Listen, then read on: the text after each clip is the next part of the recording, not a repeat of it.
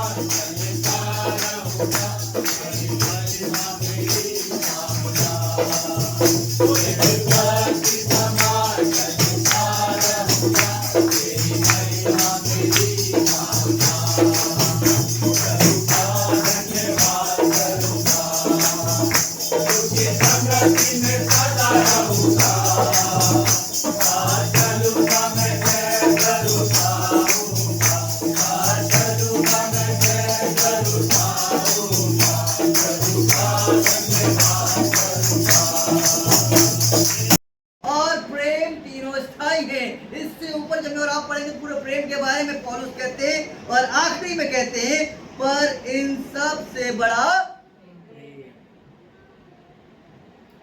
सबसे बड़ा प्रेम है अजीजों, क्योंकि जहां प्रेम होता है वही रिश्ता मजबूत होता है। जहाँ प्रेम होता है वहाँ सब कुछ हो जाता है। अजीजों, बाइबल मुझे और आपको सिखाती है, आज मैं और आप प्रेम के बारे में अर्थात लव के बारे में कुछ बात सीखने की कोशिश करेंगे जो बाइबल मुझे और आपको बताती है। और जिस जोड़े ने ये 4 बातें समझ ली,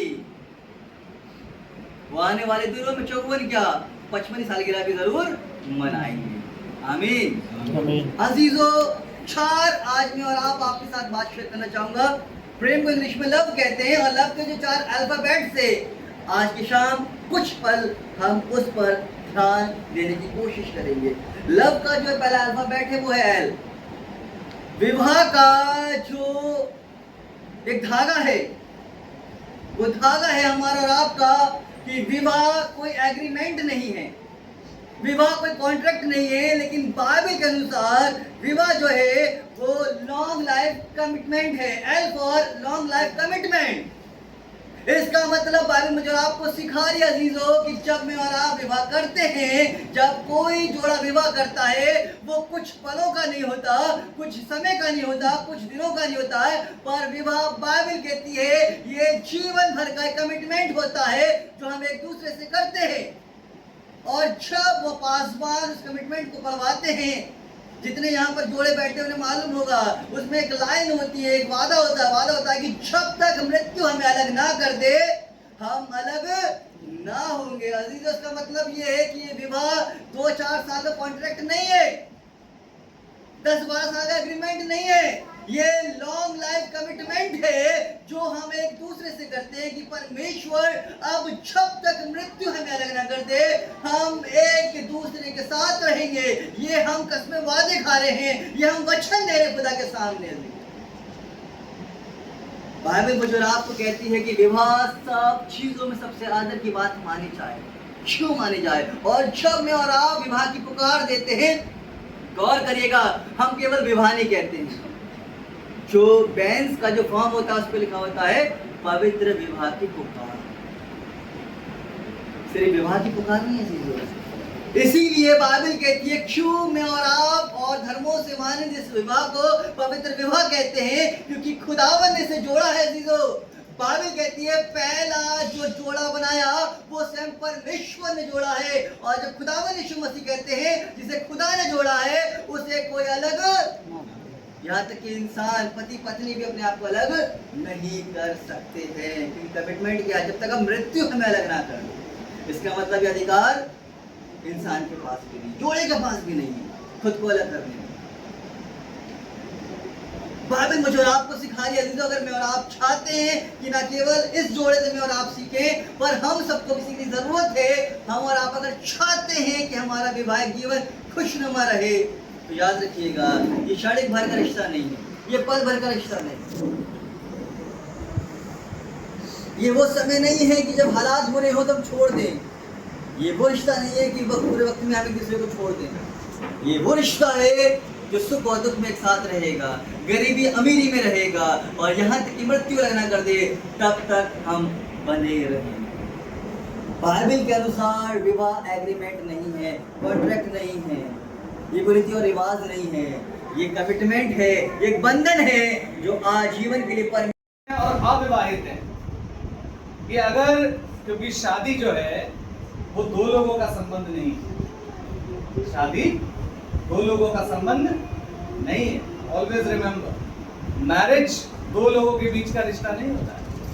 बिब्लिकल दृष्टिकोण से भी अगर हम देखें तो शबोपदेशक का लिखने वाला कहता है कि शादी 3 धागों से बांधी जाती है, पति पत्नी और परमेश्वर। इट इज अ ट्राइंगल, है ना, जिसमें इक्वल लव होता है ना। हर ट्राइंगल की हर भुजा बराबर की होती है, जिसमें बराबर का प्रेम होता है, बराबर का सम्मान होता है, बराबर की समानता होती है। जिस रिश्ते में लव है, इक्वालिटी है ना, रिस्पेक्ट है, वो रिश्ता चलता है। और सबसे बड़ी बात, जिस रिश्ते में परमेश्वर है, पवित्र आत्मा है। और आज क्या हो रहा है, आज हम जीवन में सब कुछ परमेश्वर की इच्छा से करते हैं, लेकिन जब विवाह की बात आ जाती है तो हम परमेश्वर को भूल जाते हैं। और क्या हो रहा है, क्रिश्चियन मैरिजेस जो हैं बहुत लंबे समय तक नहीं रुक पाते, रीजन केवल यही है कि परमेश्वर को हम भूल गए। जो विवाहित हैं उनके लिए भी ये विरासत है, और जो अविवाहित हैं और सोच रहे हैं विवाह करने के लिए, उनके लिए भी ये एक विरासत है, एक एग्जाम्पल है। जो अपनी 54वीं विवाह की वर्षगांठ मना रहे हैं, आंटी के साथ जो अपने जन्मदिन को मना रहे हैं, इस पूरे घराने के साथ जो इस उत्सव में शामिल है, तमाम कलीसिया, पादरी साहब, उनका परिवार, जितने लोग यहाँ पर हैं, सबके साथ अब से लेकर सदा सर्वदा होती रहे। आमीन।